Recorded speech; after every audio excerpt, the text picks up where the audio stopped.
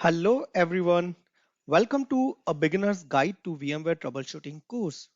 In this lecture number 5, we are going to discuss about how to troubleshoot VMware psod issue using CoreDump CLI. So what is psod? As you know, psod is a kernel panic state. Whenever our ESXi kernel encounters a fatal error or unrecoverable error, as a safety measurement or precaution, it actually go and capture the entire memory and buffers register state into a file called core dump, and that file can be used for the further diagnosis of this particular PSOD issue. So let's go and understand how do we go and deal with such kind of PSOD issues, and how do we extract VM kernel log file from this PSOD. Let's log into our vCenter server. So our vCenter server username is administrator at the rate of vsphere.local. Let's give a password of our vCenter user. Click here to log in. And as you could see that we are successfully logged in to our vCenter server named savcsa-01.govmlab.local. Now let's go and browse our vCenter server. So we have a data center created as a SA data center. Let's go and browse our data center inventory, and we have a cluster created as SA cluster.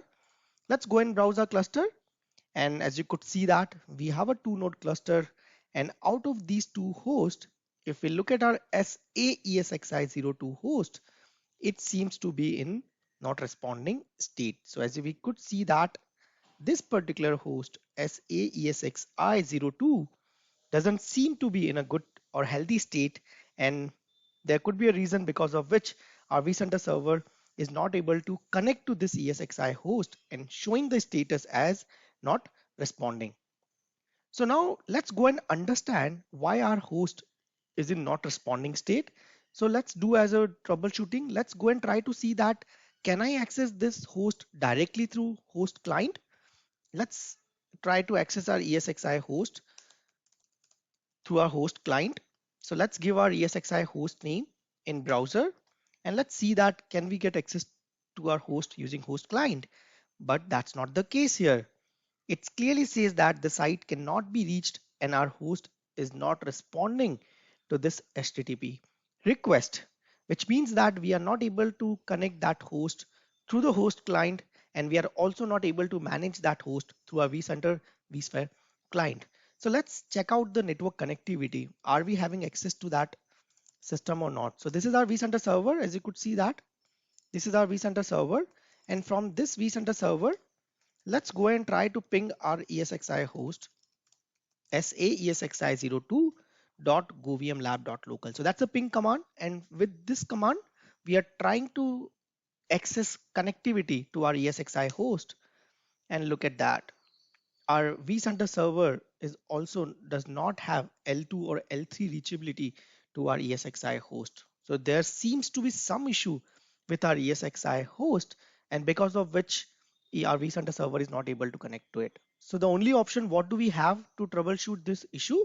Let's get access to our ESXi host DC UI console. So you could see that this is our base ESXi host, and this is that's where we are running ESXi SA-ESXi02, as you clearly see that. And look at that, you might have got the idea so far now why our vCenter server was not able to reach out to our ESXi host, because our ESXi kernel is in panic state. And you could see that this is called PSOD, a purple screen of death or purple screen of diagnostics. So that is the reason, as you know, that was the reason why our vCenter server was not able to have any connectivity to our ESXi host. So now let's go and try to understand this PSOD stack trace, and then basically let's understand how do we go and extract VM kernel log file from this code dump. So before doing that, we will have to reboot our ESXi host. So let's go and reboot our ESXi host. Click on the action buttons, click on the power, and click on the reset. Click on yes. So once we do reset, our ESXi host will go for reboot. So let's wait for our ESXi host to come up successfully or boot up successfully, and after that we'll go and extract our codump VM kernel file from the codump and we'll analyze the stack trace. So let's wait for our ESXi host to boot up successfully. As you could see that our ESXi host has booted up successfully from the panic state. So now let's go and log into our ESXi host and let's extract the core dump and the required kernel log file. So to do that, let's open up Putty session. This is our ESXi host. And as you could see that now we are able to communicate to our ESXi host, give a username as root, provide a root username password, and as you could see that we are successfully logged into our ESXi host. Now let's execute the command ESXCLI system core dump file list. Now when you execute this command ESXCLI system core dump file list, as you could see that this is the path of our core dump file. Do you see the extension .dump file? So this is the dump file where at the time of panic state, the kernel has actually stored the memory state and buffers and register state to this dump file. And if you look at the state of this dump file, so our state is active. So this is the active file, and this is the file which has been configured for codump, and that is the size of this particular file. So look at that. This is the size of our codump file. And this is the command. Remember, this command is really useful when debugging with PSORD issues. So make a note of this command, ESXCLI system codump file list. So that's the command. Now the second command is basically ESXCLI system codump file get. Press enter key and look at that. This command will actually tell you which file has been configured for your codump. So as you could see that this is the file which has been configured for the as a codump file, and currently this is the file which is being active, which means that whenever the kernel will get into panic state, it is going to dump all that memory buffer state into this particular dump file which is being shown as a active. So this command can be really useful when finding it out which is my active dump file.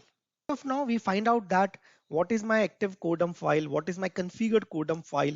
Now what we have to do, we have to copy this codump file to our active partition. So for that, execute the command ESXCFG dump part hyphen hyphen file hyphen hyphen copy hyphen hyphen dev name active.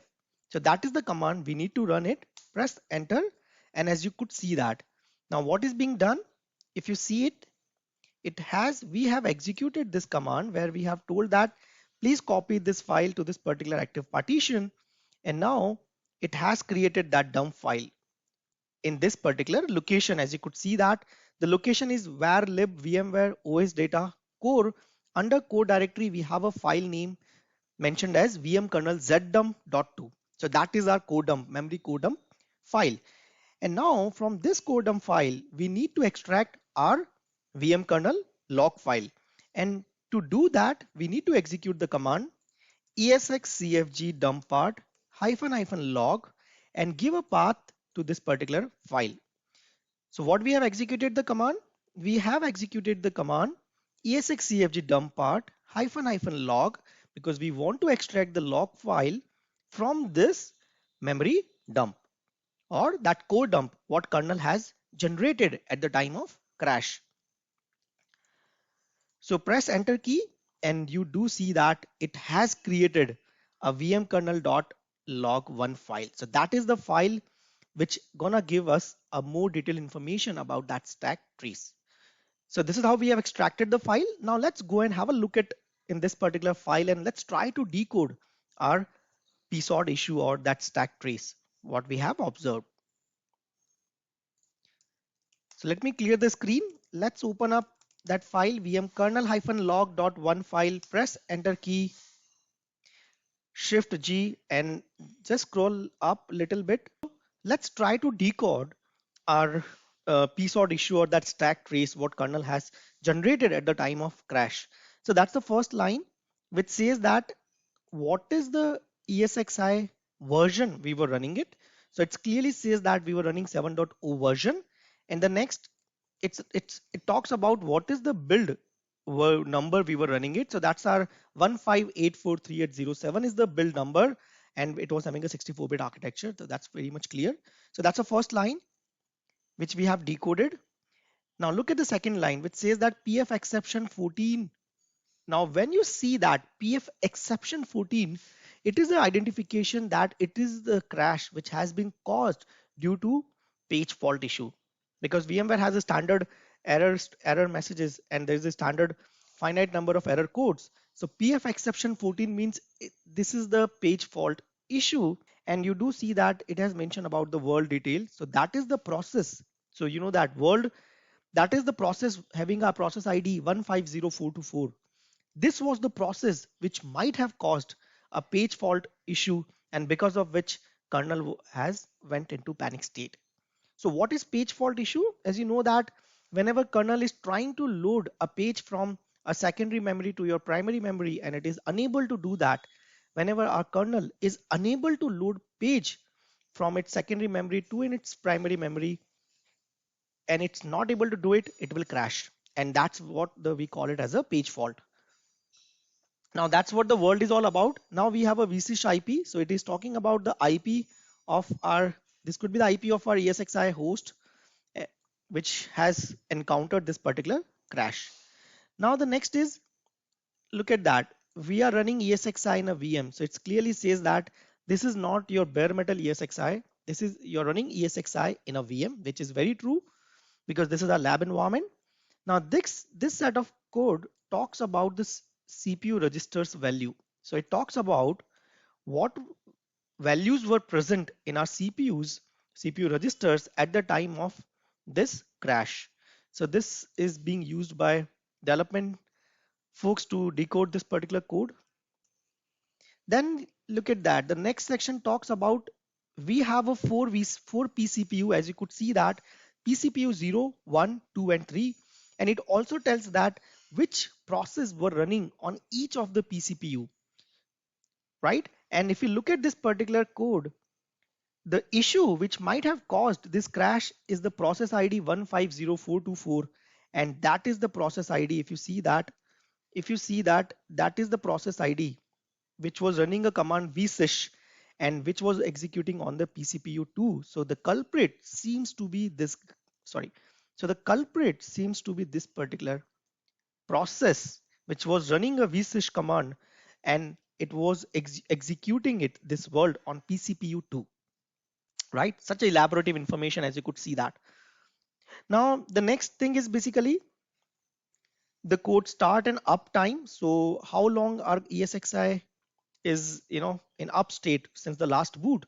So it says that our ESXi host has been in up state for last 1 day. So that this first one is about the days. So 1 day, 20 hours, 38 minutes, 41.604 second. So as you could see that, how do we decode that? This talks about days. This digit talks about hours. This digit talks about minutes, and this digit talks about the second. That is the uptime of our ESXi host when it is up and running from since the last boot. Now, this is what do you see that this is, sorry. Now, this is what do you see that this is talks about our kernel stack trace. What our ESXi kernel was doing at the time of this error.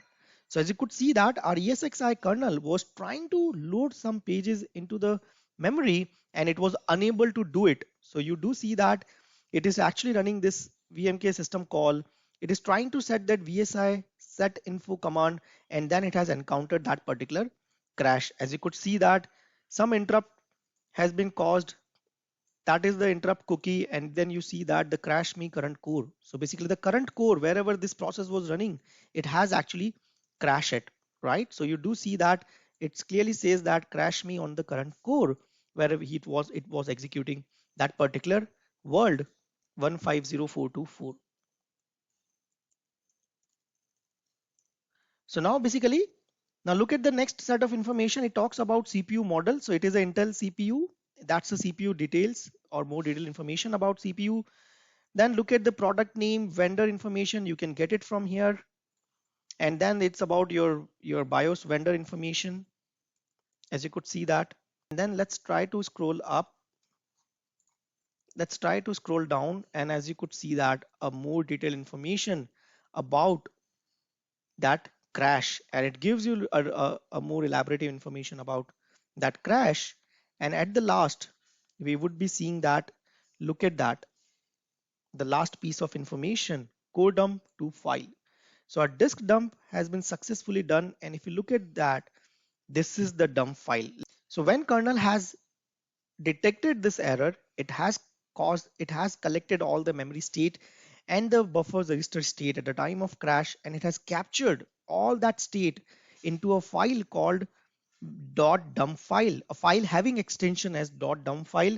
And you do see that it's talking about, if you see or look at carefully, it has captured CPU2 information, and that is the buffer size. And if you see that, that was the pCPU2 which was executing that particular process, and the state has been captured into this particular dump file. So we have understood how this PSOD error looks like, and how do we go and decode that PSOD error in a meaningful way. So this conclude our lecture on how to troubleshoot VMware PSOD issue using CoreDump CLI, where we have learned about how do we go and extract kernel core dump file and the relevant kernel log file from the crash, and we have also learned how a PSOD error can be decoded. We hope you enjoyed this lecture. Thanks for your time. Please like, share, and subscribe to our YouTube channel. Thank you.